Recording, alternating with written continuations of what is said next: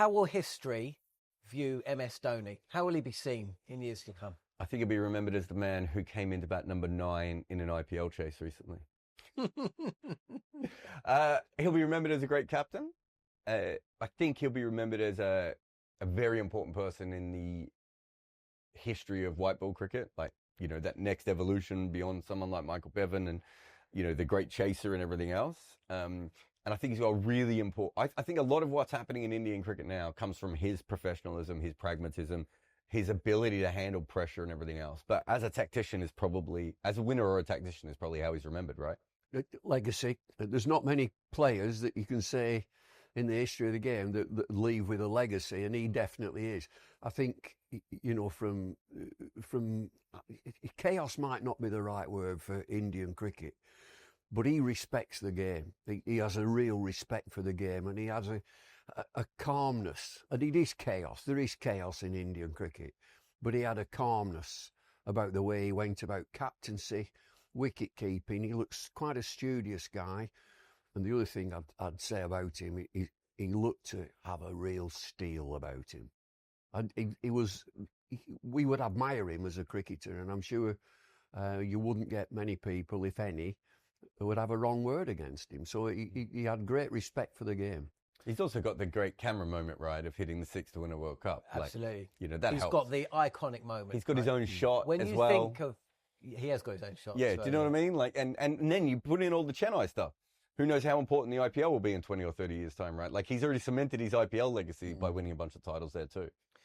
Talk to me about the art of the chase then, because that's one thing that you'll always think of MS Dhoni. You know, we saw there was comparisons. Hardik Pandya was playing against England recently, and he came in and he batted exactly like MS Dhoni used to for that first 10, 20 deliveries, and then got out.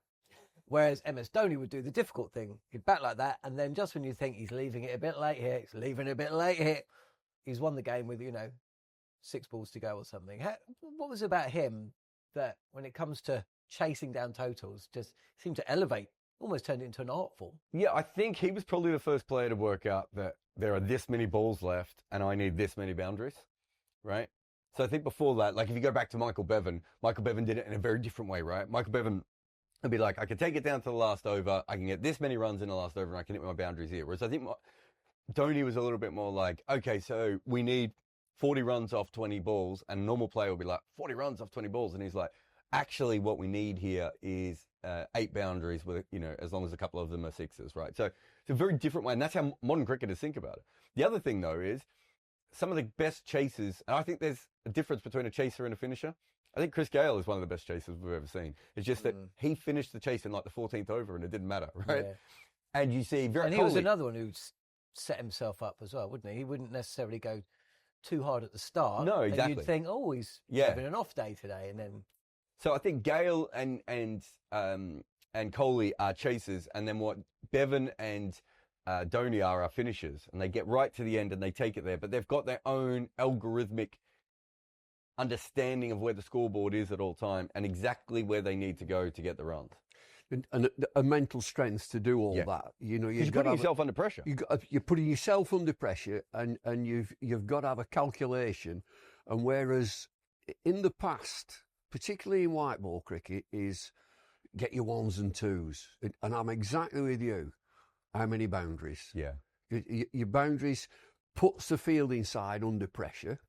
You get a boundary off the first ball of an over, they're under more pressure because the fielding side, because of the fielding restrictions, they're always one fielder short. And the great players will exploit that. They'll know where that gap is. They'll know where the potential is. It puts immense pressure on the guy who's bowling it to have a Dhoni at that end, knowing that he is so calculated in how he's going to finish this game. How he's going to set it up, and he puts building blocks in. But I'm with Jarrod. It used to be, get your 1s, get your 2s, rotate the strike, get your boundaries. He was also, he wasn't afraid to tap into that. He was a player of his time, right? He was the captain as India continues to go through huge changes economically and politically. And he actually tapped into that nationalistic identity, didn't he? I think he had the branding on his gloves. He had the army gloves, didn't he, for a little while. So he also tapped into that kind of nationalistic. And I think, doesn't he have like some sort of security detail that is former army people as well? Like, and didn't he even do some sort of thing where he jumped out of a plane or something? No, I think he had a day off. And he went on manoeuvres, didn't he? That's what it was. Yeah, it was manoeuvres. I knew he did something. He was, like basically went to a gun range. And but if you look at him compared to Kohli is very much a brand, right? And I don't mean that in a bad way. I mean, Kohli has worked out that this is going to change his life and his family's life, forever. He's also interested in that. And he loves all that sort of stuff. And Kohli's the sort of person, if he loves something, he throws himself into it. Dhoni, you just feel like he's just a guy who does stuff that he really likes. And he likes guns and the army, and so he gets involved with guns and the army, right? You know, one of my favorite stories, I forget the name of the game. I always forget this, but there are these, Bumble's going to be completely lost at this. There are these online computer games, Bumble, that you play, and they just roll over all the time, right? And so you build an army or whatever, and you build a fort, and then you have to protect it. And MS Dhoni got absolutely obsessed with these games. But the problem is someone worked out that he was either a massive cricket fan or actually MS Dhoni. And every time he was playing in a game, they would attack his castle or his fort. And MS Dhoni was so upset by this that he hired someone to defend his fort, right? When he wasn't there. But it gets better. He didn't hire someone to go and attack for him. Just defend, just keep it here. I will come back and play the game. Your job is to make sure that I don't lose my weapons or my livestock or whatever. I don't know how that game works, but that's the sort of guy he is, right? Like, that's a pretty nerdy thing to do, you know. And you see him around. We've probably all seen him when India's touring. Like, you know, you see the entourages of the Indian group. But you see Dhoni in just like board shorts walking into a chicken shop sometimes, right? Like in Birmingham or Manchester, right? Like, he's so different than the other stars of Indian cricket. Well, if you were to mention him or put him up there with the other stars of Indian cricket, in the history of Indian cricket, he would be up there. He'd be in the top 5, you'd say, in terms of the most iconic, in terms of most recognisable, in terms of the changes and the success that he had. You'd have to mention him alongside those other greats. Yeah, and a real influencer, you know, going to Shastri and Gavaskar and Kohli and Tendulkar. Kapil Dev. He's absolutely right up there. And then, you've got Ganguly and Laxman, you know, cricket is the religion. It is. It's in India, you talk about cricket, and the cricketers are right up there. Dhoni is a fabulous player. It's also like he's a proper outskirts guy, right? Like, Kohli's from Delhi, you know, Rohit's Mumbai now, but, you know, from Mumbai and everything. And, you know, Sachin was obviously there, and you had Jarrod from, Bengaluru. Have you been to Ranchi? Like, it's a long way from everything. Have you ever even been to Ranchi? No, I haven't. Look, this is a man who's been to India probably 25 times. He's never been to Ranchi. Like, it's not a center of anything. When you go there, it's not like many other places in India that I've even been to. Like, it feels like a separate place again. So to come from that kind of area and build it up the way that he has, like, they have international games now. Like, you know, he's literally brought international cricket to his hometown. For me, that's just a massive achievement for someone like him in a country where, you know, we talk about India, but most of the time we really mean Chennai, you know, Bengaluru, Delhi, Mumbai, right? Because there's so many people in those places that if those 4 cities got together, they'd still probably be one of the best teams in the world. You say that there's very little bad said against MS Dhoni. Do you think that he will or is linked, not in terms of doing anything wrong himself, but he was a captain of Chennai Super Kings when they were banned from the IPL for 2 years for links to match fixing, essentially. He wasn't banned. He went and played for somebody else for a couple of years, was successful and came back again. But do you think being part of that setup will at least take a little bit of the luster away, or do you think that's kind of brushed to one side? Wasm Akram was mentioned in the Kayam report, right? Yeah. And I hope I'm pronouncing that right. I think it was Kayam, wasn't it? And now it's not really part of his legacy. I'm not saying it's not mentioned anymore, but Wasm Akram's still seen as a legend, isn't he? Yeah. And so it would be different if he was Mohamed Azharuddin or Hansi Cronje or someone like that, because there's not really much, like even in Mohamed Azharuddin's case, I don't think he was ever suspended for match fixing, was he? But there was so much said about it that I don't think you can even think about Mohamed Azharuddin now without the words sort of coming in. Whereas I think with MS Dhoni, you'd be like, look, he was a major part of that franchise, and that franchise was done for being involved with fixing directly. So there might be a small cloud, and it will be mentioned, but I think it'll be more in the Wasam Akram level than it will be in, some of those other players who are really, it's hard to think about Hansi Cronje and not think about match fixing, isn't it? Right? MS Dhoni is not even within a mile of that. No, and Hansi Cronje was found guilty. That's what I mean. In the King's report, was it? But there's a couple of people not found guilty who are still really linked to it. And I think that's what I mean. Then you sort of have the whole other side of things, that sort of, Wasam Akram and other players who were mentioned in those sorts of reports who never ended up getting it. And people might murmur behind the curtain a little bit. But I don't know. Chennai won a lot, to be fair, as well, which also helps, doesn't it? Like if you're winning that many trophies, obviously they were involved because they were suspended, but it's a bit different, maybe. He had that impassivity, didn't he? That kind of unscrupulous kind of whatever the game situation. But Owen Morgan was England's version, wasn't it? The England cricket team. Yeah. Whatever was happening on the field, whatever the state of the game. It's just a calmness. You've got to stay calm. But you would have played with a lot of players who had that face on, right? Yeah. What was going on underneath? Were they that calm? Or was it just a mask? Do you think he really was that calm? I do, yeah. I think you've got to keep your beats down. You've got to keep your heartbeat down. And, that's a modern way of doing, which they talk about. Keep your heartbeat down. And so you've got to stay quite relaxed. You've got to go to work. Yeah. It's what they do for a living. And so you've got to have a calmness. You've got to have a method. You can twist this all the way around to England the way that they play now. You've got to have a calmness, which we at the minute don't have. Do you think he was that calm? I do, yeah. So, remember that famous Kevin Peterson innings at the Oval? And I watched that, and I came away from that, and that was one of the most astonishing things I've ever seen. Yeah. And I'd never really, I know both of them was probably the last batter to really adopt that kind of, kind of manner at the crease. I remember watching KP thinking, blimey, I can't imagine an England-born and raised player playing like that. I'll give you one. And he used to, he didn't say much, said very, very little. Graham thought, I'm in a bubble. When I'm out there in the middle, I'm in the zone, I'm in a bubble. He said very little in changing rooms, but he was such a brave player, a wonderful player, and he had that calmness. He had a real calmness about him at the crease, steely. A poker face, never changed his expression.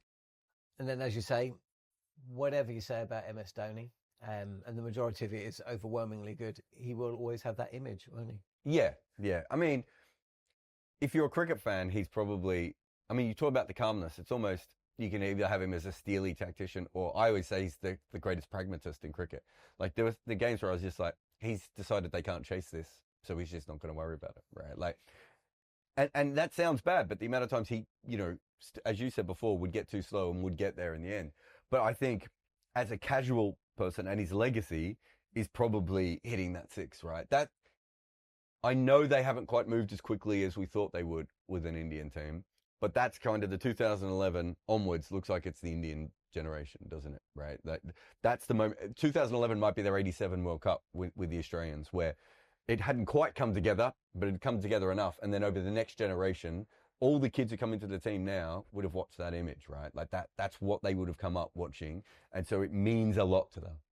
Should England pick a spinner for their first Ashes test and throughout? Where is the first Ashes test? Perth. No. Why? I don't think I think Australia basically beat India without Nathan Lyon in their last series. Yeah.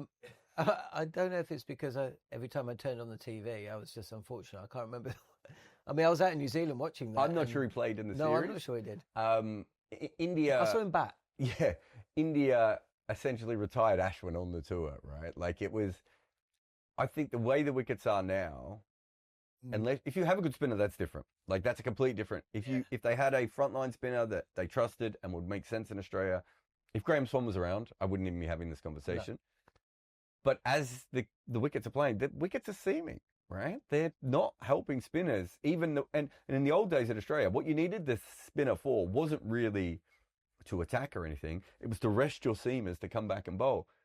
Well, how many innings go longer than 80 overs in Australia anymore? There's no resting required anymore. So that would be my main thinking. But I suppose Ben Stokes' knee might have a different conversation. Yeah, you're looking for clues, and your clues are there: Australia, India. If the pitches are favouring seam bowlers, seam and swing bowlers, or quicker bowlers, it's a bit dangerous to send to the knee because we don't really know what pitch would be prepared, but we have a good idea. And then you look at England's candidates to be in that team as a spinner. I think we're a little bit thin. Bashir, Leach, Parkinson, left-arm spinner, Ahmed as a wrist spinner. A wrist spinner would be an advantage if he's up to it, but he's a young kid who's learning his trade. Chauhan at Yorkshire has been on the Lions tour, and they think a lot about him. But these are very, very young spinners. Did he play in the Big Bash as well? The real young spinners. There was someone one of the English spinners played. Yeah, it was him, wasn't it? Yeah. So I mean, he's had some experience out there as well. But Stokes is the key. And it looks as if he's determined to get some sort of mileage into his knees and so on. They should have a decent attack. England should have a decent attack, barring injury. So there's a real argument to say you're going without one. For the last 2 or 3 years, all we've heard of is coming out of the England setup is pace, pace, pace. But you know, those pitches aren't. No, you need English style bowlers. Crazy, so suddenly it's that, whoa. It's so weird after all these years of, where's Boyd Rankin? We need a Boyd Rankin. And suddenly it's like, no, we don't. We need Darren Stevens. We need someone to wobble it around a little bit. Those wickets have changed so much. Somebody like Potts is that type of bowler who's quick enough and accurate enough. He's similar to Boland, right? Because he's got he sort of fades his balls in and then holds them away. Peter Siddle. That type of bowler, a young Peter Siddle who'd be roundabout, and a bloke called Anderson who's going to play again this time. That type of bowler. Wokes? Yeah. I mean, it should suit Wokes, but so should lots of things. So should New Zealand. Yeah, but Wokes would give them another string to the ball as well. He would lengthen the batting. Yeah. They need probably. Where's Smith going to bat? Where's the wicketkeeper going to bat? Ideally, you want him to bat 7, which lengthens your batting. Really lengthens. And then Wokes at 8 then. And you're getting a long batting line. If you've got Wokes at 8 and Cast at 9. But hang on. But aren't we now, England have had some disastrous Ashes series. Full stop. End of podcast. That's it. 17-18, I would say, was the worst of the lot. Chris Wokes, Tom Curran, Craig Overton, Jimmy, Broady must have been That there. would have been a really good attack for these current pitches. Well, but are we really going to do that again? I understand the no spinner tactic. Yeah, well, Karsh will be a player, I'm sure. Yeah, but I'm hearing a lot of I mean, this is the point I'm making, right? Karsh, Atkinson, Potts, Wokes, Stokes. Well, that lad who played once, Hull. Josh Hull, yeah. Well, he's, injured. Yeah. And raw. And Tongue's been injured too, hasn't he? I think, yeah, Tongue. You're going to get injuries. I mean, you've got to put that in every time, barring injury. So you're the coach. You two are the coach. You would put on the field 4 right-arm seamers bowling 85 to 90 miles an hour. Well, no. So what I would do is I would probably, in the old days, you would take, 5 seamers to Australia, maybe 6. You don't have to do that anymore, do you? So you take 8 or 9 now, and you work, when you get to Perth Stadium, you have a look at that wicket and you work out what you need. We know it's going to bounce. You're also looking at whether it cracks up. So Atkinson could be a really good bowler if that wicket cracks up a little bit. Yeah. Cast could be a really good bowler. I think they've got the tools. Yes. If they stay fit. Now you've tactically got to put your team together, and you want a long batting lineup. Another conversation. Maybe who's going to open the batting? I noticed that young Crawley's just got in a practice match got a second ball duck yesterday. He can't get a run. He cannot buy a run. Are they going to stay with him? Duckett's in there, obviously. We still got Ollie Pope at 3 as well. Look, Who's going to bat 3? the other thing is that we're another year on Hazelwood and Stark's bodies. Yeah. Obviously, Boland is a pretty good backup. Jai Richardson is a great prospect, but he's been a great prospect for about 8 years, and has been fit for about 5 minutes of those. Then you've got guys like Michael Neser and everything else. Michael Neser is not on a different level than the England bowlers that we're talking about. So if Stark loses some form, Hazelwood gets another niggle. You start to put this lineup together. It's not like a great Australian side at the moment. They played well against India, but there were certainly holes within their cricket. With Australia, I suppose if Cameron Green is fully fit, that changes things a little bit. That helps them. Yeah, but if he's not fully fit, I thought they had issues with that. They made Mitch Marsh bowl a couple of times, and he, every time Mitch Marsh bowls, he loses a different limb, doesn't he? Like, there's not much left of Mitch. He's just a torso at this stage, right? So, they're struggling as well. So if you do have what England have, which is 7 or 8 bowlers who can mix and match on different wickets, the pink ball, the Perth Test, what the MCG is going to be like, all these different things, I think you can put together a decent lineup. It's just at no stage is it better than what Australia can put out. And taking it back to the start of the conversation, do you think England are concerned about Shoaib Bashir now? Considering how he went in Pakistan, how he went in New Zealand, he went out to Australia. They've invested in him, and they obviously think a lot about him. They're a stubborn lot, right? Yeah, but the one thing, I go back to Shane Warne, and he always used to say, as such an attacking bowler, ball maidens take wickets. Now, he doesn't bowl maidens. And so there's an ease for batters to get off strike, to keep it ticking along. And so your fielding captaincy comes in then, that you can't actually attack as much as you want to because we're leaking runs all the time. And so these are young spinners, and the cupboard's bare. The senior spinner is Leach. He's the senior spinner. But he's quite small, and his accuracy. He got smashed in Australia last time as so, well. The left-handers. There's clues there again that I'm more concerned at 1 and 3 to set the game up as a batting side. I think they'll have plenty of bowlers to go at, to mix and match and get the right combination together. And tactically, do we need a spinner? Probably not. But 1 and 3 is a problem to them. They're not getting the starts, and it puts pressure on you. 4, 5 and 6. 4, 5 and 6 is going to be Root, Brook, Stokes. So is there another candidate for 3?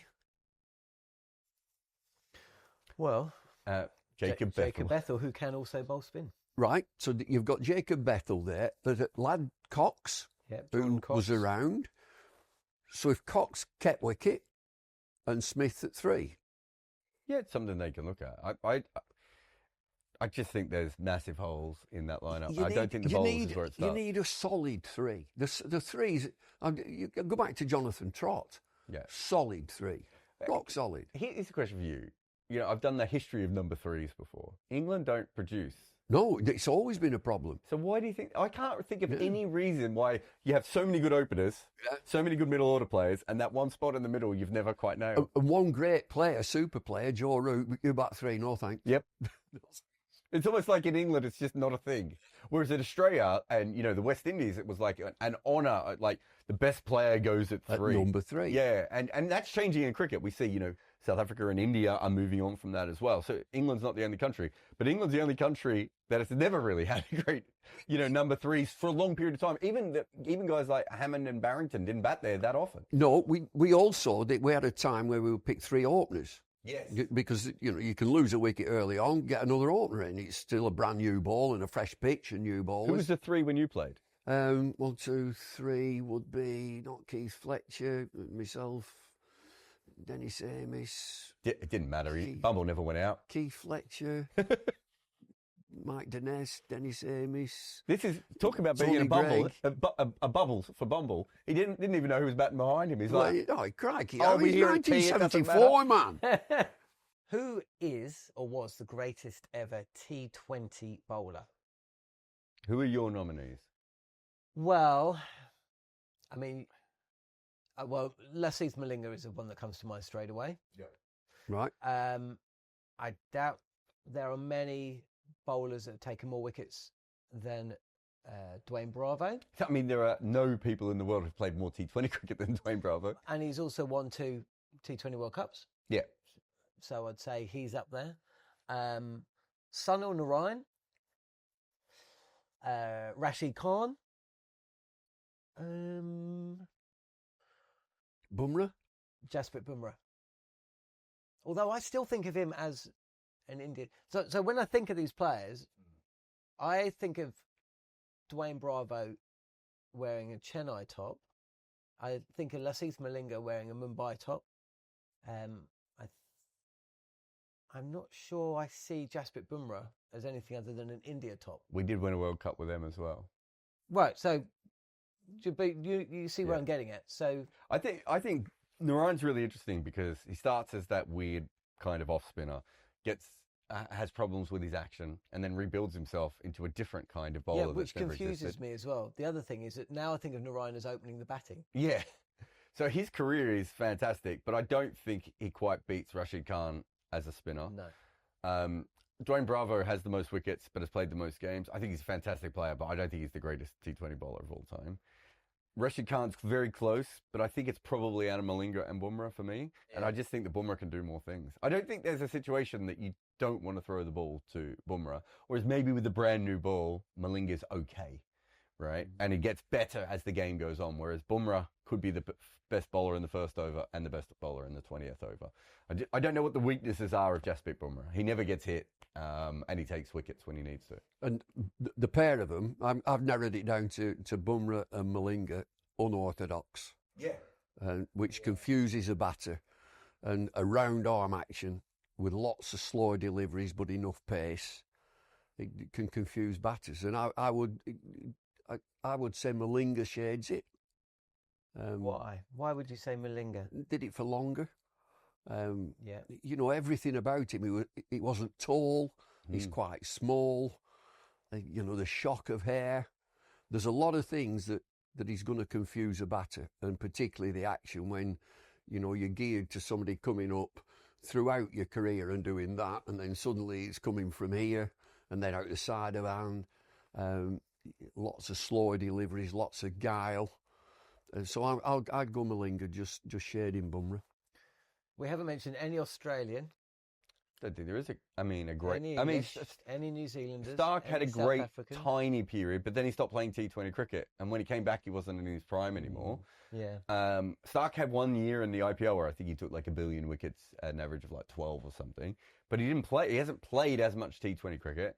Lockie Ferguson at his best is a great T20 bowler, but unlike Bumrah and Malinga, he hasn't been as consistently good.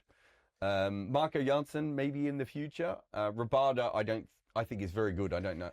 Harris didn't play T20, did he? Ryan Harris. Chris Harris. Oh, Chris Harris. New Zealand. He was, you know, in white ball cricket, he was a handful because he was slow.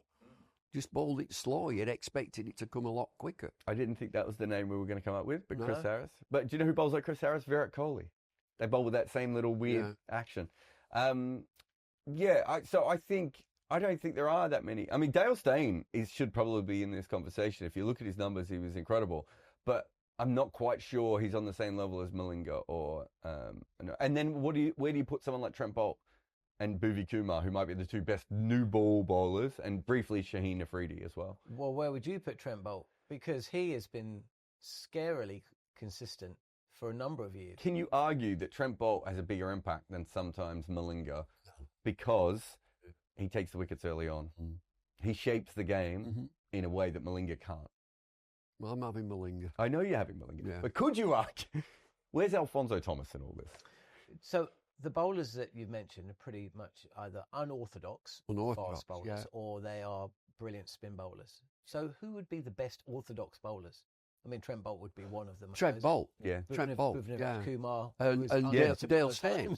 Dale Steyn. Josh Hazelwood of recent times. I was going to say Josh Hazelwood, but it's only very recent because he didn't play T20 for most of his career. But Josh Hazelwood, I mean, there was that time where we were like, oh, conventional seam up bowlers don't work in T20 cricket, and then Josh Hazelwood was like, can I have a go at this, everyone? Yeah. And then suddenly he was unplayable for 2 or 3 years. So I think he's right up there. But yeah, I think he can still be successful. You look at someone like Vernon Philander, who never really got picked for any franchise leagues around the world. And yet you look at his numbers, no one ever hit him. And he was a good slogger at number 8. I think we maybe have overlooked conventional bowlers at times in T20 cricket. And why Bhuvi Kumar is so good is because how many guys can swing the ball at all anymore, and how many guys can swing the ball in both directions. I was talking to Robin Uthappa the other day, and he was saying that, like, you look at it, that's the next big weakness in batters, because everyone bowls a wobble ball now. So if you could swing the ball in both directions, and Bhuvi Kumar's been doing that for 10, 15 years, right? I can't believe you haven't mentioned Benny Howe, by the way. There is a bowler, of course, that we haven't mentioned who did play IPL cricket, played a little bit of T20 towards the back end of his career. Shane Warne. Oh, I thought you were going to say Michael Yardy. And Michael Yardy, his protege. Often mentioned in the same. Shane, how good would he have been if T20 cricket had come? Well, he'd have 5 years earlier. He'd have accepted the challenge. He'd have loved the challenge of coming up against somebody who's hitting him. He used to love that. Well, he used to get that in Shield cricket, didn't he? You go back home and they just try and smash him around. Yeah. I don't think he tried very hard when he played for Victoria, and I said that as a Victorian fan. I think if he plays T20 between 2002, 2006, when he's got the slider working, I don't know how you play him at that point, because the slider looks like a leg spinner, and then if you play the leg spin, you're out bowled or LBW, and if not, he's spinning the ball sideways on you. So he doesn't have the great wrong-in that other players do, and his shoulder was gone by then, so I don't think he would have been able to bowl. And he used to talk utter nonsense. That I've got a new delivery. He just reinvented. I've got the zoo to the flute to the scoo to the shooter, and they're all coming out the same. He never bowled a googly. He bowled a googly once every year. Yeah. That's it. Never bowled a googly. Once he did his shoulder, he basically couldn't bowl them anymore. So he bowled a hard spun leg spinner and one out the front of his hand. The Big Bash game where he's on comms, and is it Brendan McCullum he bowls? And he's like, I'm going to bowl him around his legs, whatever. It's a slider. It goes dead straight. He's not bowling him around his legs. It's just McCullum got lost, right? So it's all nonsense, isn't it? But no, look, he would have been absolutely brilliant. I mean, if you go through history, we never saw Pete Wasim-Akram or Curtly Ambrose. Even Glenn McGrath was right. Glenn McGrath bowled in 1 year of the IPL, and he was way past his best, and no one could hit him off the square, right? So you go through history of, like, Joel Garner and Joel players Garner. like that. It's him. I can even find a cricketer older than him, Alan Davison, bowling his big left arm hoopers. Good luck hitting those in the power play, right? So there are some great bowlers that we probably missed out on. We are also giving too much bias to achievement in India. Doesn't that warp things slightly? I'm not saying Malinga and Bumrah wouldn't take wickets in Australia or England. We just gravitate to IPL, don't we? We're just looking at IPL, the Premier T20 competition. Malinga's pretty good outside of it as well, though. Yeah, well, he's from the subcontinent, though, as well, isn't he? And yeah, of course, I'm not saying that they wouldn't be good outside of India, but a lot of these, Rashid Khan, Malinga, I think in Rashid Khan's case, because of where Afghanistan are, if he didn't play IPL, we wouldn't know how good he was. We were a bit like we are in one-day cricket with him. We were like, is he as good as we think he is? Because a lot of his record is against poorer teams. Whereas once he got to the IPL, that cemented his record, right? Sunil Narayan plays a lot of T20 cricket, but I think it's fair to say he spends a lot more time preparing for the IPL. Like, he didn't pass 38 in the whole year after the IPL, and he gets to the IPL and he makes runs again. So like he's like, it doesn't matter if I make runs until I'm at the IPL. That's when the money comes. So I think there is an element of that happening within players as well, and I don't think you can overlook that. But also, the IPL is 25% better than any other competition in the world. Like, it's, if you look at the talent that is available, better players. Yeah. So I think, was it Gideon Haigh used to call it the quasi international tournament. It really is, isn't it? Whereas, SA20, there's a big drop off in the SA20, and I think that's quite a strong league. And the Big Bash has a drop off as well. And the CPL was good for a couple of years. Now it's dipped a little bit. So there aren't that many other strong leagues. But I think if you look at, I think Shaheen Afridi, if he hadn't have injured his knee, would be in this conversation. His problem is his knee. But the other players, like, how many times have you looked up Trent Bolt's Georgie Pie Super Smash stats?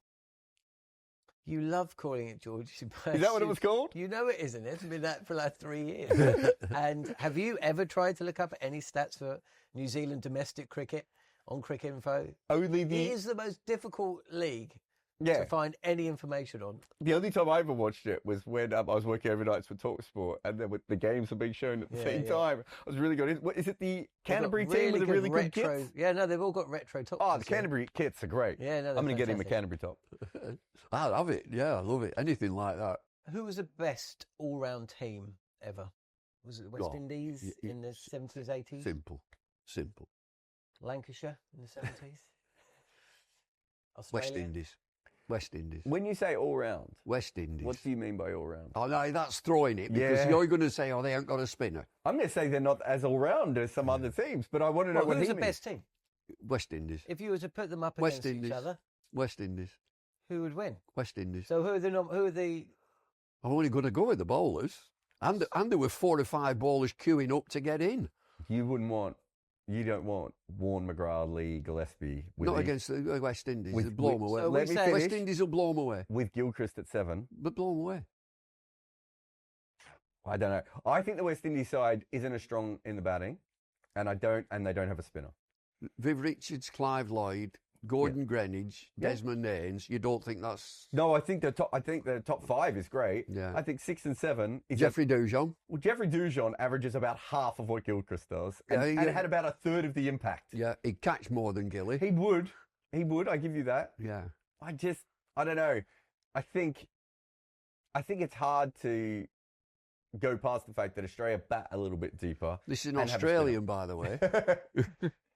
But if you played with a couple of the West Indians. I did. So you're basically West Indian. Yeah. Yeah. Your brother is Clive Lloyd. Yeah. He's been mentioned before as that. He's Lloyd's brothers. Colin Croft. What a handful. Joel Garnett, Malcolm Marshall, Andy Roberts. I don't think it's not a great side. Waiting in the wings, Wayne Daniel, Sylvester Clark, who the quickest I've ever seen, Sylvester Clark. They were fabulous. Okay, so 4 teams away.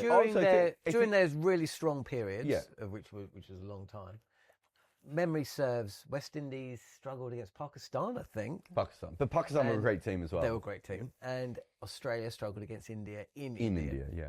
So that suggests possibly, although Pakistan has some pretty good fast bowlers. I think Australia had a much higher win percentage, but there were more games. But that's also because they tried to win more. Because West Indies, it went in the 80s, people in 70s. Australia are a great side. Yeah, they weren't trying to win as much. But there was also that lurch towards, we mentioned this in a show with Steve Harmison, it was, during the 80s, I would say it was more of an even playing field where everyone was kind of amateurs, kind of. Yeah, yeah. And then Australia became professionals. Yeah. It's a huge advantage. And it's a big advantage, right? Yeah. So it wasn't quite a level playing field. So the West Indies were winning at a time when it was a level playing field. But they were basically the most professional side in their era because they played with Packer, they played in league cricket, they played in county cricket. Yeah. So they did actually play as professionals. They had a trainer. They had the first trainer. Yeah. They had a fitness person going with them who taught them about core fitness when I don't know if in 1979 anyone even had discussed core fitness. Dennis Waite. Yeah. That's the one. Okay, well, let's break it down. Okay. Batting, bowling. But you did say all round. Fielding, but also spin, right? Well, with no spin in the West Indies. Yeah, I give you the 4 fast bowlers, and there's no argument there. The issue is no spin, but also Australia generally had a 5th or a 6th bowler who could take wickets, right? So, Carl Hooper averages, 47 or something with the ball in Test cricket. Viv Richards didn't take many wickets in Test cricket. Australia had both War brothers. They had Michael Bevan for about 40 wickets at one stage. They had Andrew Simons at various stages. So they had guys who could come in and get wickets in other conditions when they were needed. So I just think it's a little bit more deeper in that way, whereas West Indies' deepness is all in one thing. And it's an overlap, right? It's all in fast bowling, whereas no one's having a go at Larry Gomes or Gus Logie or anything. But you look at the players who batted at, number 6 and number 7 for Australia. It's a big step down from what Australia had, I think. Cali Charan was a wonderful player as well, was around for a while. Larry Gomes, who you've mentioned, was a real glue sticker, which allowed other players to play around in the flamboyance of Clive Lloyd and Viv Richards, opening pair as good as you'll ever get. And this potent attack. The other thing, but Australia they were massive. These I'm talking about 6'6", 6'7" guys bowling quickly in an era where there weren't 6'6" yeah. guys. Yeah, Well, it is also- worth remembering that. Also, they changed the laws, didn't they? So towards the back end of the 70s and the early 80s, the West Indies could just bounce, right? And then they changed the law. Change it. You were restricted by the number of bouncers. Well, I mean, Clive was quite upset about it. That, you know, that he's restricting our weapons. Yeah. So would that have been maybe another thing that went in advantage of the? Yeah. I Aussie don't think side? they bowled as many bouncers when you go back and look at. If you go back and look at unedited footage, it's not bouncers like compared to. We have more bouncers bowled today than the West Indies bowled back then. What they bowled was back of a length. Yeah. And kept you pinned to the crease. Yeah. But if you go, I just want to go through it because he said something really interesting. He said one of the greatest opening partnerships of all time. But Australia had Hayden and Langer. Yes. I think Viv Richards is a better player than Ricky Ponting, but there's not a lot between those two. Not negligible. Right? So then, you know, when you start to go through it spot by spot, right?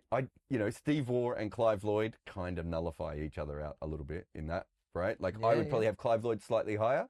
But then as you go further through, the Australians sort of start to pick up, right? Like if you look at who they can bat at, 5, 6 and 7 and everything from that point of view.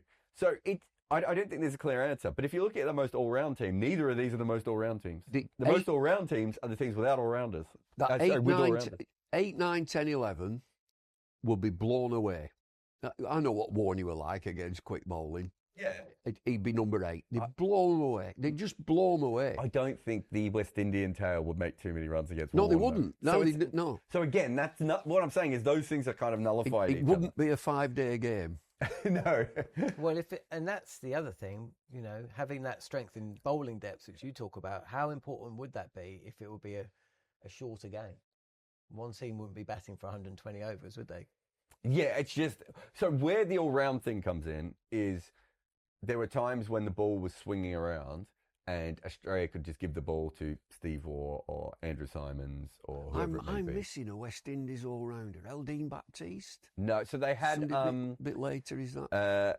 Well, they didn't really use their all-rounders, did they? By the time they were good, they'd gone... there is one... Bernard Julian? Yep. So he played in, the late 70s, but they got rid of him by the time they got good. Got the quicks, the big quicks. And then really, they never played with it. I mean, until Phil Simmons bowls for them in the early 90s, they don't have another all-rounder. Do you know, I remember from playing with Clive, I remember the change. He was captain and they had, I think it was Inshan Ali and Jumadine. Yeah. And he just said, no. Because people were milking him, keeping him on, knocking him around, being comfortable. And he said, no, we're just playing the quicks. Tell me what happens when Shane Warne at his peak plays against Viv Richards at his peak. It'd be really interesting. Good challenge. He's a very good player of spin. Very good. It's obviously not his speciality. He's a very good player of spin, but he wants to hit the ball across the line. Yeah. So how he would have gone up against, and we saw KP do quite well against Warne, but it depends on when you play him. I think Viv Richards would probably have preferred to play late career Warne when he had the slider and everything, whereas early career Warne, when the ball's drifting in, his hands probably would have gone, this got so nerdy and technical, sorry, right? But his hands would have gone too far with the ball, whereas late career Warne, the ball wasn't drifting as much, right? Mm-hmm. So you could play across the line a little bit more. So I think he would have done okay. And Clive Lloyd versus him would have been interesting too, because he's a great player of spin. Yeah, he was, and left-handed, which is coming in, his leg spinner's coming in. Greenwich was a complete player. Beautiful player, Gordon Greenwich. Lovely player, opening the batting. Good player of spin. These are the two best sides, but are they the most all-round sides? No, not an all-round side. I used to tease Clive and say, well, you've no balance, have you? You haven't got a balance, you haven't got a spinner. Where's your spinner? He said Joel's the spinner, he's the slowest of the four. Because South Africa, in their great period, have Callis, who bowls about, 22 overs per game, but allows them to pick. To be fair, they didn't always have a great spinner in that period, but allowed them to pick a spinner like Paul Harris, who would just bowl defensively. And then you've got the modern Indian side, right? Where, their peak lineup of Bumrah, Shami, Ashwin, Jadeja, there's so much all-round skill in there, and they had great batters as well. But I don't think either of those sides are on the same level as Australia and the West Indies. And that's the most interesting thing is every cricket team in the world is always looking for their next all-rounder, and they're always putting an all-rounder in, trying to have an all-rounder, and yet the two best sides we've ever had basically didn't. Once Steve Waugh's hamstring went, they didn't really have an all-rounder, Australia, did they? So going back to South Africa, so Donald, Pollock, Klusener. What was the spinner? Seymour? Pat Simcox. Pat Simcox, yeah, a real character of a cricketer and never short of a word. But that was a good side. You know? Yeah, they didn't have the batting though. No. The next generation, when you get Smith, De Villiers, Amla, Gibbs. I mean, Gibbs is way underrated, by the way. You get all those guys with Callis as the rock in the middle, and then you have Intini, Philander, Morkel, Stain, Neil Wagner. You might as well head off to New Zealand, mate. You're not getting the game here. Like Andre Nell, who's a really good bowler who, doesn't even matter anymore. Elby Morkel, who probably would have played a lot of Test cricket for another team, didn't even get close to that good side. keeper as well. Yeah, so, they had, well, I would say that was their biggest weakness, but that's different. Yeah, but he's still a decent keeper. That's a team of great players, isn't it? Yeah. A lot of great players. No, definitely. Some very good players. And again, they could pick their best keeper in South Africa when no one else could because of that. So I think that team was so incredibly flexible. So why doesn't that team longevity? They had about 8 or 9 years. Yeah, they did have quite a long time. I reckon. Weren't they unbeaten overseas for that? So that's the strength of 9 their years or record. something? But what's their weakness of their record? They didn't win enough at home. Yeah. Whereas Australia and the West Indies were brilliant away, not quite as good as South Africa, but brilliant away, and also absolutely dominant at home. Modern India, absolutely dominant at home and really good on the road. South Africa didn't have both sides of the coin, and there was a lot of times when you thought they should have won a series that they didn't win. That wasn't really the case with the West Indies or Australia, right? Like West Indies and Australia just won when they had to. Do you think if India beat England, that series where they went home, they didn't play in Old Trafford, then they came back the next year and they lost that Bazball Test, so they didn't win that series, and they lost, or they drew in, they never beat South Africa, did they? Do you think those two series, if they win those two series, and if they stayed and played in Old Trafford, I think they probably do. They would have won that series, match, right? yeah.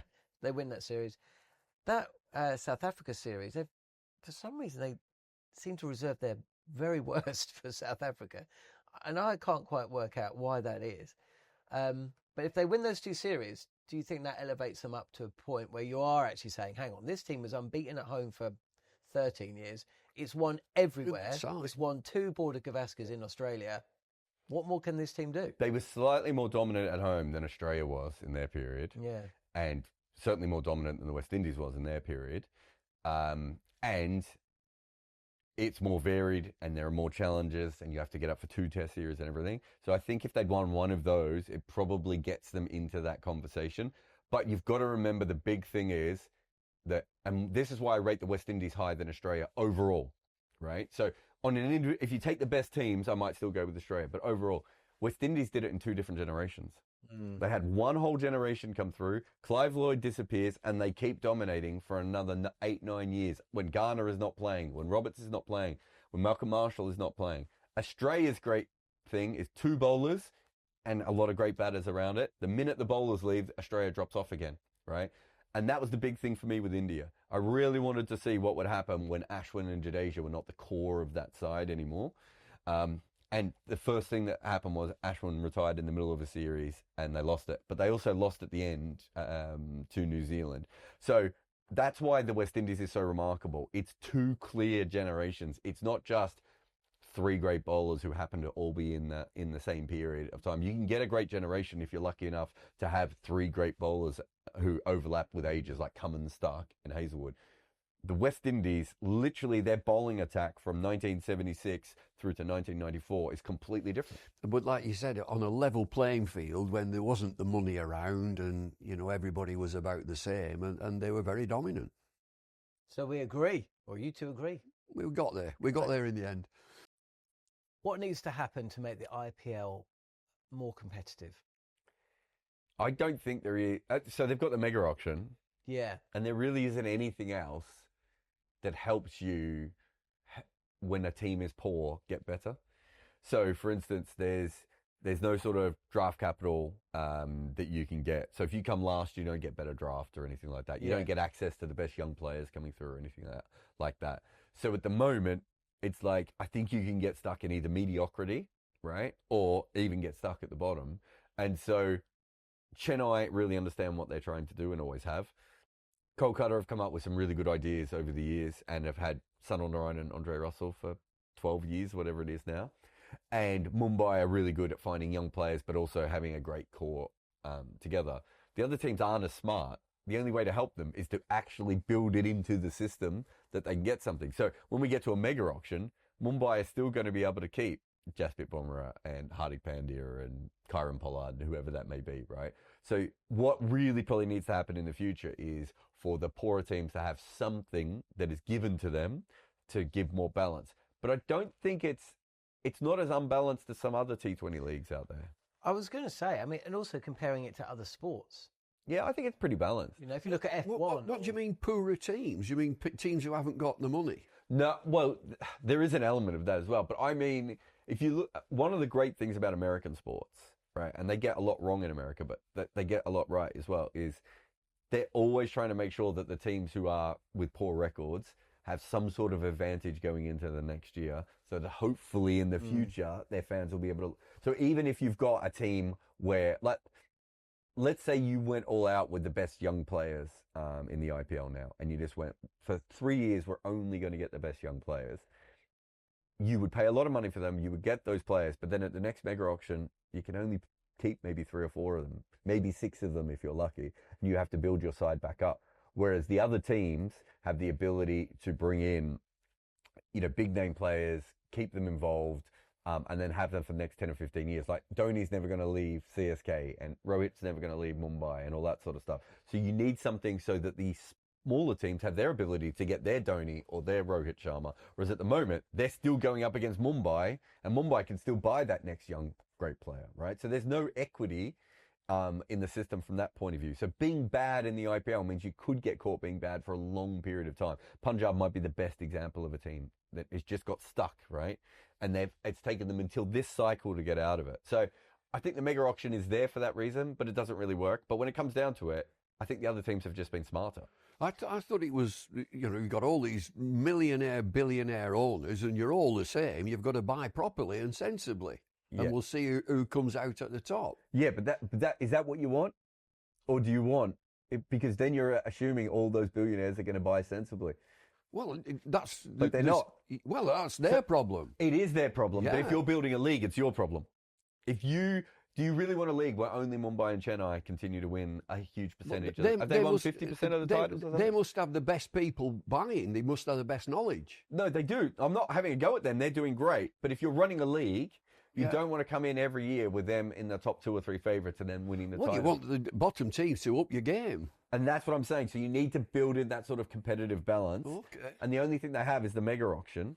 And the mega auction it doesn't really do what it's supposed to do.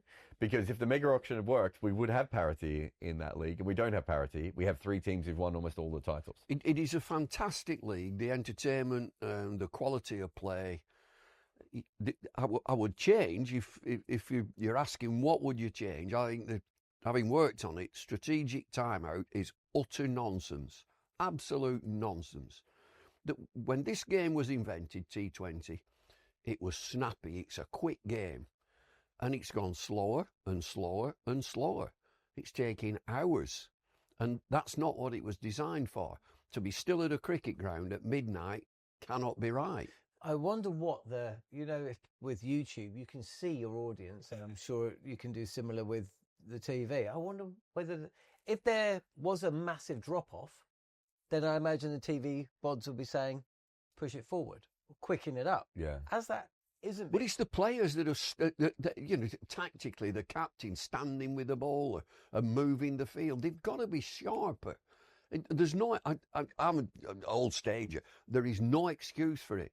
It's a T20 game. It's a fast game. It's a sharp game. Don't make it into a test match. It's not designed for that. I can You've got to make understand it quicker.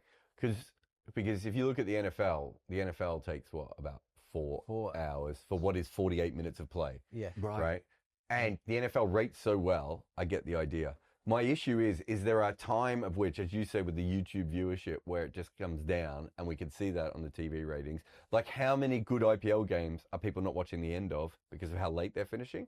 And India, we're saying this from the UK, and I'm an Australian, like, we are generally to bed earlier than it seems to be a lot of my friends and people I know who work in India. Absolutely. But it's still late. Yeah. And it's late if you're a kid and you want to watch it. So at what stage does it not help them to have that? And I think that's worth looking at into the future. But I also think that the league needs to expand. We need to, the game the other night, Mumbai, Kolkata, Bumble, like I had my eyes like this to keep open. It was such a tedious game because about 8 overs in, you knew that Kolkata could not possibly win.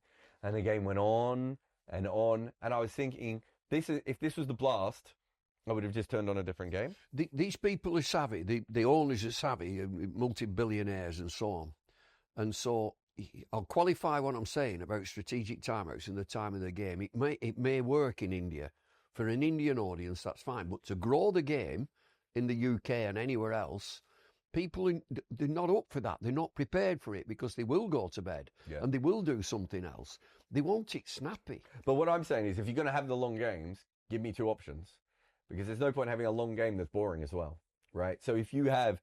So this is the problem I have with the IPL is there's only ever one game on. But that's T20 games, every second T20 game's going to be crap anyway. Like, not having to go, every second cricket game's crap. Haven't we had a strategic timeout with 2 to win recently? Yeah. 2 to win. 2 to win. That's happened a few times. Strategic timeout. And I know why. I suppose that strategic timeout means you get more adverts, you get more revenue, there's more money. Yeah. But it might work in India. See, I'm okay with the strategic timeout. It's just how long it takes their innings to play. You give me an extra 5 minutes of breaks, I'm fine. Do what you need to do with your sponsors, but it takes so long. Tell me what they do in a strategic timeout. Now, I used to be a coach. Tell me what they do. So my job as an analyst was to tell the coach whatever messages we needed to pass on. So it might have been, if we were bowling, it would be something along the lines of, we need more slow balls. This wicket has started to grip now. So the captain doesn't know that. Hey? The captain's got to know that, surely. But they won't have the same data that I'm working off, right? Just bowl plenty of slower balls, mate. This pitch is doing this. The atmosphere here, they're going behind. He can't play them. Bowl some slower balls. Captain. But the captain is also working on it. I'm doing you out of a job here. Yeah. I actually think the analyst is the most important person in cricket. No, but I think with the captain, you've got to remember how many different things the captain is doing at one time. He's trying to win a cricket match. And not all, but they don't see every single thing. Shouldn't be captain. We're now firing all captains. A minute ago, he's getting rid of the strategic timeout. One of the points you made, because it's still a relatively new league. Well, definitely. Actually, forget relative. It is a new league. Yeah. Did CSK and Mumbai just stumble on these great players? I mean, you talk about the success, and you're absolutely right. KKR, Andre Russell and Sunil Narine throughout. Mumbai with Rohit Sharma, and they had Malinga for a long, long time as well. Brothers. And they got these. So these decisions made a long time ago. Yeah. And of course, MS Dhoni at CSK alongside Dwayne Bravo and some of these absolute greats. Are they, as we're now coming to the end of MS Dhoni, Andre Russell, Sunil Narine, even Rohit Sharma, is now the time? Is it kind of now or never for the other teams to come in and maybe replicate what, through luck as much as anything, because you form, fitness, everything. John, like the Premier League, there's teams that you would think are non-entities in the Premier League football that are now challenging that top 4. Because, and if you look at the Premier League, if you look at the great Manchester United sides, and they had common players throughout that came through the youth teams. Arsenal were the same. Chelsea brought in their players, but John Terry was there for a long, long time. Frank Lampard. When these players stopped, that's when the teams stopped. So is it now or never for other teams in the IPL to stake their claim as those greats are coming towards the end? I think there's an element of you have to give the teams credit. So, for instance, if you look at what Chennai have done, they went out of their way to get role players as their international players, right? And make sure that they have very good Indian players, because the Indian players are always available, right? And then they could get Mike Hussey in the middle order, George Bailey, those sorts of players, right? Sam Curran, Moeen Ali.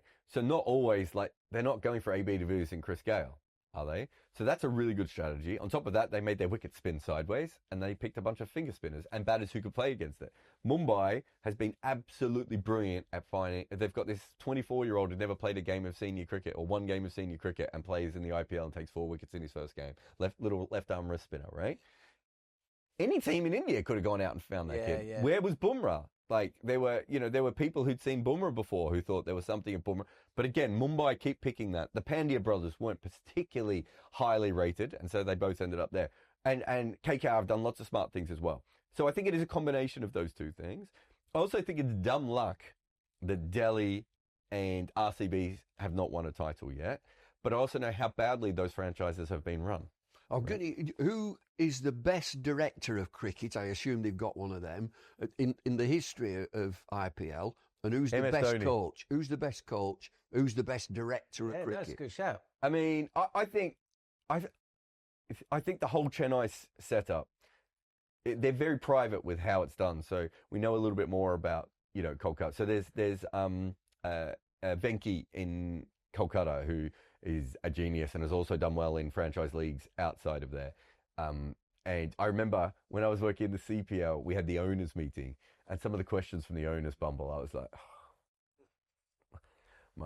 it was bad. And Venki was like, so in paragraph 7, subclause, and I could tell why he was asking the question, because in his mind he was thinking, well, I've got this player and I want him to do this. And, he was really working through stuff from that perspective.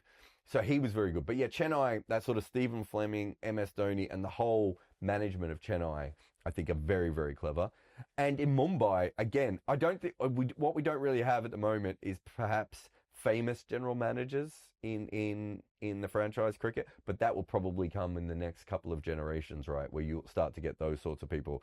Someone like Vikram Solanki doing that job at Gujarat. I'm not saying he's the one, but people are starting to take over. And Kumar Sangakkara has gone from a coach to whatever his role well, is. it's like a director of cricket who will oversee and identify talent for future talent. That's vital. That who's available. So we're just getting to the point in cricket where we're getting really good scouting teams.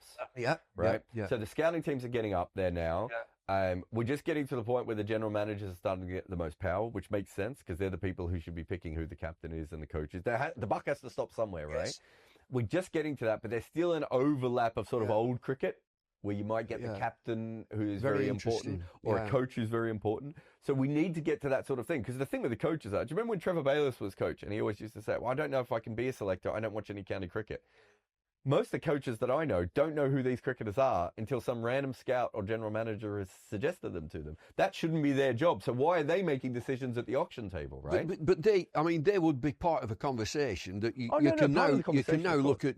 Here's a player, I haven't seen him. Well, here's the video. What do you think? And you expand. Right, let's have another look. Let's send him to have a look. Let's send him or her to have a look. Then you make a decision. I assume this is how it works in football. But having followed in America, essentially what happens is the general manager hires the coach with the vision that they want. The coach then says, this is how we want to play. And the general manager goes off to get the players to fit that. And we never got to do it properly at St. Lucia, but I said to Brad Hodge, I'm the general manager, you're the coach. How do you want to play? And we talked about it. And I said, great, I back that. I agree with that. Let me go off and get the players. But if I can't get the exact players that you want, you can moan at me, but you have to understand that that's how the system works. But I'm going to try and fulfill that. I think there is so much push and pull. And part of the problem in cricket is captains are so powerful. Coaches are generally, former legends or have coached around the world. The general managers at the moment are not all that powerful. And then in India, you kind of have this sort of dual system. You might have like a big foreign general manager or someone who's involved, but then you'll have someone who speaks the local languages. So there's usually 4 or 5 people in that pool. Yeah. And where that goes wrong for the bad teams is that everyone you watch it, there'll be an 11 out there and you can almost go, those 2 guys are the coaches, those 2 guys are the captain's picks, those 2 guys are one general manager, those 2 guys are the director of cricket's job. And then with Chennai, it all comes together because they all have Stephen Fleming, MS Dhoni, and all the people who've worked at Chennai. So they've had have stability. A singular vision. Stability is key as well. We want to be able to play spin. We want to be able to bowl spin. Yeah. We don't want to spend all of our money on big overseas players. We want to get big Indian players in because they'll play every game. That makes a lot more sense. There is another element to all this, and that is the teams themselves. So if you look at the Blast, for instance, I think one of the which I think is a terrific tournament. I think we all do. I mean, the structure is all over the place, but essentially you've got a competition which has been around for 23 years. Yep. There are 18 counties playing it in its first year, and those exact same 18 counties are playing it. It'll disappear, won't it? No, I don't think it'll disappear, but well, something's got to disappear. There are only 4 counties, maybe 5, that have never won the Blast, Mm-hmm. which I think is pretty good. How many different teams have there been in the IPL? Because there have been quite a few variants of... There's the Gujarat Lions, the Pune Super Giants. Yeah, Are they the Super Giants? The Super Giant and the Super Giants, same team. They Yeah. just added an S. Was there a team in Kerala? Yeah. And this Kochi Tuskers. Kochi Tuskers, wasn't it? Deccan Chargers. They should play more cricket in Kerala, by the way. That's a good play. Deccan Chargers is kind of the Sunrisers, but because it's played in the same place, but they did it's like a half new team, isn't it? It's a kind of sleight of hand. Yeah, but they got rid of the song. Surely the Blast, and I agree, it did fantastic competition. It will go that the sale of the 100 is now the UK's franchise league. And it will become, I assume, a T20 league if it's going to be sold overseas. Eventually it will. will. I would assume the owners will ask for it to become a T20 league. T20 league, because you're going to get more adverts in for 120 deliveries than you are for 100. But wouldn't you keep the Blast and get rid of the 50-over competition? Well, a 50-over competition is what they play a World Cup. I understand that. We would all agree, surely, there is one competition too many. Now we've got the franchise league in the UK, which will be a T20 league, I'm certain. It's all my own opinion. So that means your Blast is surplus. And we may get more teams in the franchise league. Yeah. We now have 8, we might get 12. And so the game will evolve in the UK, but we would all agree we've got one competition too many. Are you going to throw the 50 over away?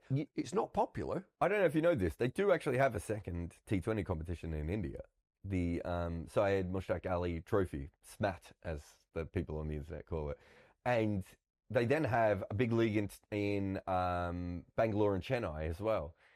It actually helps for finding and identifying talent, and also people still go to those competitions, right? Whereas Is it televised? Who goes to 50 over domestic cricket anymore? Well, it's an England or game. Yeah, and I'm not having a go. I'm not having a go at it because I wish it was 40 overs, but that's a different conversation. But if you're looking at it from a monetary point of view, not a cricket point of view, you can make the argument that the Blast and the 100 work better, and then you have your Red Ball stuff completely separate, and you work out your one-day World Cups when you get there. And will the one-day World Cup be the biggest World Cup in 10 years' time? I'd have a sadness if the Blast it fell by the wayside. I'd be quite sad. You're Mr. Blast. I love the Blast. Will you just do silent mascot races in your backyard on your own if the Blast disappears? I'm still trying to come to terms with what the hell they are dressed as. Nuts the squirrel, Lenny the lion, the giraffe, Lanky the giraffe. Who's winning? Who's lost the shoes? Oh, his head's fell off. What was cricket's biggest, for want of a much better word, sliding door moment? Overarm bowling. They Since fought World War II. They fought overarm bowling for 60 years. If we hadn't got overarm bowling, we would not be sitting here today because this sport would be absolutely, utterly useless if it was underarm bowling. It would be done in pub gardens everywhere. What about... Did I go back too far? I'm sorry, I answered your question. What about a moment that wouldn't have necessarily happened? Like, you would have thought front foot and back foot play would have happened if WG Greats hadn't done it. Technicality. Overarm bowling, somebody else would have done it. Women's cricket. They fought it for 60 years. Women's cricket. What moment? And what when you say women's cricket, what do you mean? Well, the sliding doors moment is Harmanpreet Kaur, isn't it? When she goes nuts in the semi-final. Why have women not been playing cricket? Yeah. I mean, that's so the non-sliding doors moment in a weird way. And then, to get wise. Well, you tell me. Play. Why? Women play. Of course they play. Why not? Why not? Do you know what? There's so much evidence that women invented cricket. You know the story? I saw this. Alyssa Healy said this recently on their podcast, and she was like, women invented overround bowling. That story's completely false. Yeah. Right? We know that story's false. Well, she believes it, right? fair enough. No, lots of people believe it, but we know it's false, right? So many of us have now looked into it. It's not true. Women actually invented cricket, right? There's plenty of evidence to say that the sport of cricket was invented by milkmaids in Sussex and Surrey and Kent, in that sort of area, and they invented the sport. And when cricket started, it was essentially a sport for couples to go off and play together, so that they could go out in the middle for a little while and hang out, and then head off into the grass for a little while. John, there's nothing I can add to this, by the way. They went off. I thought Bumble would like this. They would go off and they would play together. I wasn't there. I wanted to let you know I wasn't there in the grass. And then they would disappear as a couple. Oh my goodness me! Roll around. What? You've got to do stuff once you've been dismissed. And we all get upset. You would have done that with your teammates too, I'm assuming. No? Anyway, the point is that women played a huge role in early cricket, and then we basically went out of our way to stop them playing. In fact, the first women's professional league is in the late 1800s, and the guy who set it up stole all the money and disappeared, and the league sort of completely collapsed on it, right? So I think the sliding doors moment, there's probably two for women's cricket. One is when the ICC finally take over women's cricket, because the women as an amateur organisation just couldn't get to the level that it needed to be. So what year was that? Was around the early 2000s, wasn't it? Because I think the one in India was the women was certainly run by the former organisation. But I think the big moment is Harmanpreet Kaur at Derby when she smashes Australia. The ratings go through the roof. I think Cricinfo crashed that day. There were so many hits. And it was just a huge moment. And so that is what has built the Women's Premier League, which is already arguably one of the biggest women's sporting leagues in the world. It's probably in the biggest 2 or 3 women's sporting leagues already. And that was 2017? Like, that wasn't that long ago that she played that innings. I think that's a huge sliding doors moment. I was at that knock Bumble. She hit the ball either side of deep mid wicket about 9 times. If she picks out deep mid wicket on one of those shots, maybe the Women's Premier League is still not existing, and that has changed everything, hasn't it? That has allowed for women for the first time ever. You probably would, you would know Susie Bates. Susie Bates almost retired because she was like, well, I've done it all. Like, there's nothing left to do. The only reason she stayed in cricket was because she got paid. So I'm with Bumble. I think women's game sliding door. I think those two moments of bring it in with the ICC so that we could cross promote it. And in the old, was it 2012 and 2016, they were joint tournaments, remember, as well. So you were there, if you were there to cover the men's cricket, there was a women's game as well. So you covered both. In fact, it might have been the same in 2009 as well, or 2008, whenever it was out here. So I think those are huge moments. And in the future of cricket, the women coming to cricket is probably and especially the way they have in the last 10 years, is probably going to be one of the most important things that's ever happened. And sky's the limit for it as well. They've a long way to go. Yeah. Athleticism has to come into it. Professionalism. Fitness. Yeah. Conditioning. They've still got a long way to go in that regard. I was talking to Susie Bates, and she was saying, there's no reason why women can't bowl 130 kilometres an hour. Like, biomechanically, they should be able to get to that speed. She said, but there's no woman who, from the age of 12 through the age of 25, has been in a fast bowling program. Right? Like, these things take time. But women's cricket's gone from... I was at that 2009 semi-final that England smashed Australia in. And then I was at the first women's hundreds game, right? That was a domestic franchise game. And the other one was a World Cup semi-final. The difference in quality was incredible. Like, once you got to the 100, you were like, this is the beginnings of professional cricket. And the other one was amateur cricketers, playing on their days off and doing the best that they could. See, that's an element I wanted to mention. Is there still, I know there is, still quite a big gap between the top international women's sides and... Oh, yeah, I mean, it'll grow. It'll grow. It will, definitely. But that moment that you talk about where the women's game changed and the audience went up, and obviously you only have to turn on the WPL to see the crowds in. So India looks like it's not leading the way, because then you look at the successes of Australia. Brilliant. England, of course, have hit a poor patch, but they're still not a terrible professionalism, and you've got the women's professional league starting up again this year in a different guise, so that's going full steam ahead. New Zealand has just won the T20 World Cup. South Africa were the favourites in that tournament at times. So I suppose. West Indies won not that long ago. Actually, if you compare it to the men's game, the drop-off's there as well, isn't But it? once again, Australia are the team to aspire to. Yeah. They're the team that are athletic, they're conditioned, they're fit. Now, you mentioned England are just on a bit of a downslope, and you can see why. They've been left behind. They're not athletic, or a number of them are not athletic. They're not fit enough, and they're not conditioned. Now, that I'd be quite frustrated with that if I was in charge or involved in that setup. There's no excuse. You have to be fit, you have to be conditioned, you have to be athletic at that level. You really do. And Australia are leading the way. I think you're right and you're wrong. I think what you're trying to say really is it's outside of the top 5.5 teams, I think. There's a huge drop-off. So Bangladesh, I think, are coming through.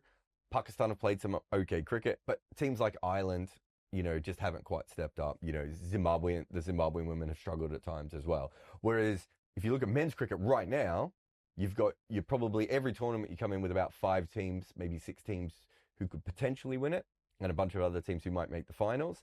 But you go down to the 13th and 14th teams where you have, UAE and Namibia and Netherlands and Scotland, whoever's in that sort of range. They're really good sides. Whereas in the women's cricket, there's a huge drop-off once you get outside the top 8 or 9 teams. But so there's a challenge there, a challenge to lift the standard. But men's cricket had the same thing when it was amateur, right? Yeah. So as professionalism comes through, I would expect that. You now have, I think in the Women's Premier League, you have Scottish players, playing in India now, right? Like, I don't think we've had a Scottish man play in the IPL. So we are starting to see players from outside the mainstream come in. And so, I think that's the biggest thing that's happened. The other thing that I would say, and I know you'll say post-World War II, but the ICC forming is a really big thing, right? Because that's the biggest sliding door moment where we lose Ireland, we lose America, we lose Argentina, we lose most of Europe, right?